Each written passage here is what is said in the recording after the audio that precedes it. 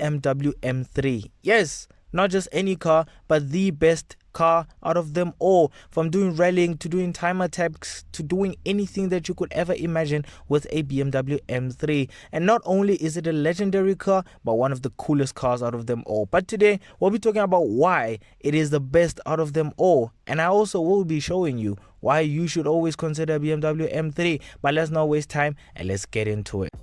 Any car nerd will talk about saying, oh, for example, what is the best BMW out of them all? You got to say the BMW M3. The BMW M3 and the M5 are the last man standing in BMW's lineup. Yes, they have changed over varieties of years, but one thing that has not changed is the number. The M3 and the M5 have been standing for the longest in BMW's lineup. BMW has been including M8s and all of these stupid numbers and IXs and all of these dictionary words, but one thing that will never change is the M3 name. And yes, through many more years, the M3 has changed in not only looks but engine wise, because if we start off with the E30 BMW M3, one of the most legendary BMWs out of them all, with the legendary S14 engine under the bonnet, which is a 2.3 liter inline 4 with 194 horsepower and 240 newton meters of torque from a 5-speed manual, and could achieve a top speed of 235 kilometers an hour. You got to include that car in every single conversation, because not only did you get wide flared arches and a M Sport front end and a M Sport wing at the back that made it so cool and track orientated, but if you jump inside, super subtle, no bucket seats that were insane, no interior that was stupid, just absolutely subtle, and just 90s analog buttons everywhere. None of these stupid digital clusters and all this stupid stuff that you get today. The E30 is the definition of what timeless looks are. Even in this today generation, the E30 BMW still stands out as one of the best BMW M3s out of them all. Not only did you also get a sunroof that you can cruise around in the canyons or just blast around in the canyons with the sunroof open, but just because the car looked so cool and was easy to drive every day. Unfortunately, one thing that made the S14 engine a bit much more less of a desirable engine for many people like me is because the car has increased in value, the engine has also increased in value, which includes the parts has increased in value. If like maybe a camshaft breaks on the S14 engine, it is going to be a long day for your bank account, because most of the parts on the S14 engine just actually are very expensive because of how the car has become so expensive and so increased in value that most of the things in the car have become so expensive as well. But if you want something that is not as expensive as a E30 M3, you can always go to the E36 M3. Yes, I know many people in the comments are going to be saying, oh, why did you include the E36 BMW M3? Because is it really a proper M3? Well, yes, the M3 E36 is the proper M3. You could get it in a GT version to be specific. You could also get an EVO 1 and EVO 2 version of it, and you could get it in a sedan or a coupe. And many people, yes, I also do agree with you, literally BMW, what they did is made the E36 M3 look like most of their base models. The 325 IS, the 328 M Sport just look like the E36 M3. So technically, many people just said, I can just buy a 328 because it literally looks like a E36 M3. But the only difference is the M3 E36 came with the S52 engine and the 328 came with the M52 engine. So the bigger of a difference is the name, because the S52 engine is a 3.2 liter inline 6 engine with 282 horsepower, 320 newton meters of torque, 5-speed manual, top speed 250 kilometers an hour. Yeah, suck the M52 engine. And yes, one of the best parts about the S14 and the S52 engine is that if you put a carbon induction kit on it, mate, it is going to sound absolutely mental. It is going to bring that sound into the cabin and it's going to make you drive it harder.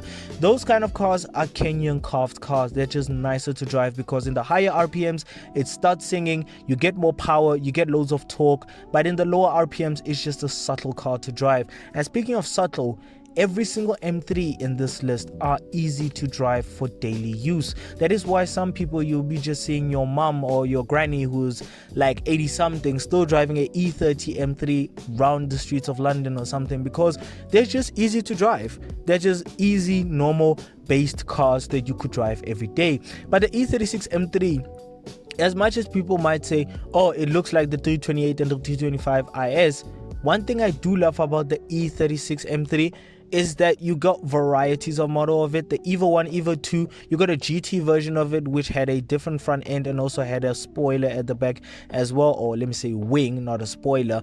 And yes, you could also, well, in many cases, it's easier for you to make it a track car. If you strip some stuff out, maybe change some internals inside, you got a full-on race car right there. You could make that car easy a race car.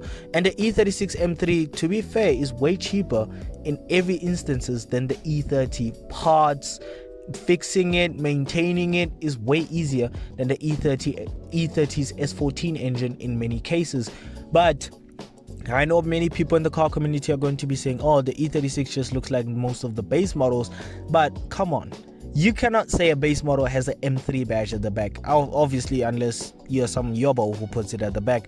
But if you don't like the E36 M3, which is why BMW made an apology model of it after, which is the E46 M3. The E46 M3 is the best M3 out of them all from that generation. S54 engine, aka 3.2 liter inline 6, 338 horsepower, 365 newton meters of torque, 5-speed manual, 250 kilometers an hour. Beat that with the S52 engine, beat that with the S14 engine. And from standard, you get wide arches, lovely M Sport front end, and the lights just made the M front end look so angry.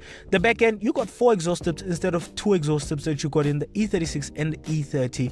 And yes, in the E36 and in the E30, you got a wing, but in the E46 you had no wing. Instead you had a ducktail spoiler with a carbon fiber as well, and unfortunately you didn't get a sunroof, you just had a hard roof.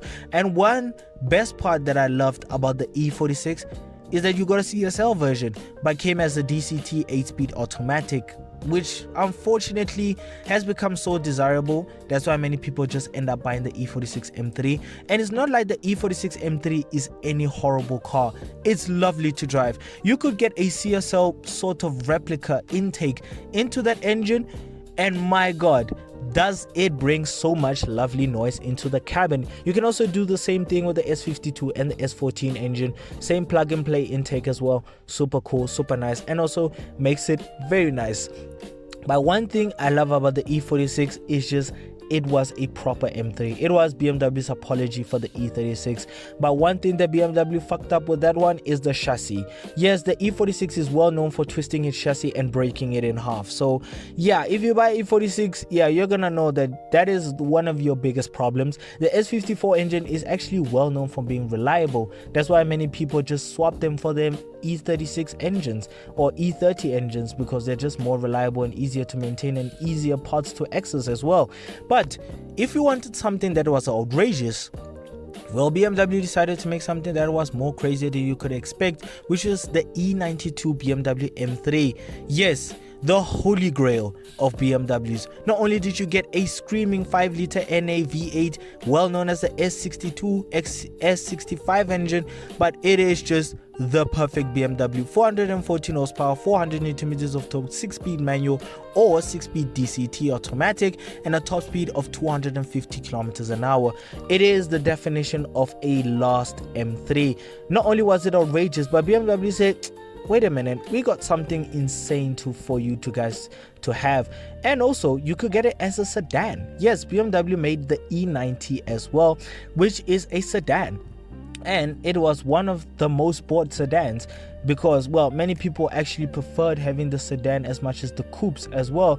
but I would have a 5-speed manual version, 6-speed manual version of it, and just put a lovely tuned exhaust on it on the E92 version, and also some carbon seats as well, because, well, as many people know, the E92 actually came with a carbon roof, so I would actually have some bucket seats that just matches it, probably some carbon seats that have like the carbon part of the back, just to make it a bit cooler, maybe like a strut brace or something to just make it more track orientated. But the sound of it is just so marvelous, like so insane that you can't even fathom how good it sounds. But if you wanted something that was a bit of, I would say, BMW's downhill, which is the F80. Yes, if you all know, F80 and F82 models are slightly different, not because of the engine, but because of the names.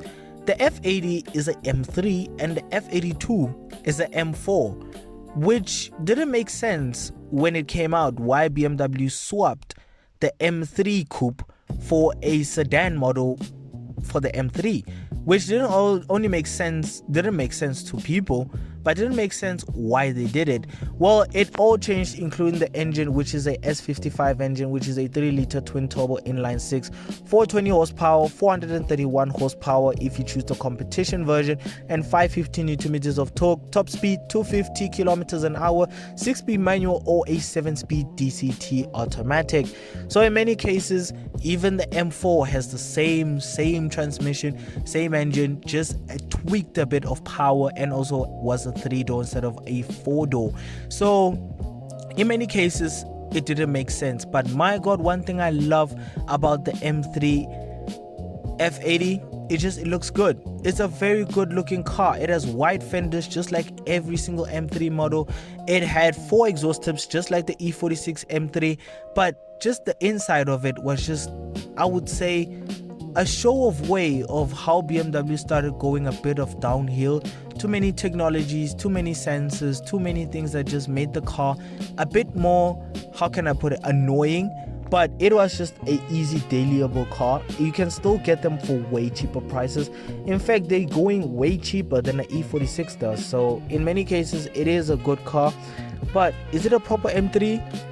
I don't know about it, but tell me in the comments below what you guys think about the F80 and the F82 situation that has been going for a long time. I know I didn't include the G80 M3 just because I don't think personally it is the best M3. I just think like it's just the M3. That's all. It really doesn't intrigue anyone anymore like it used to.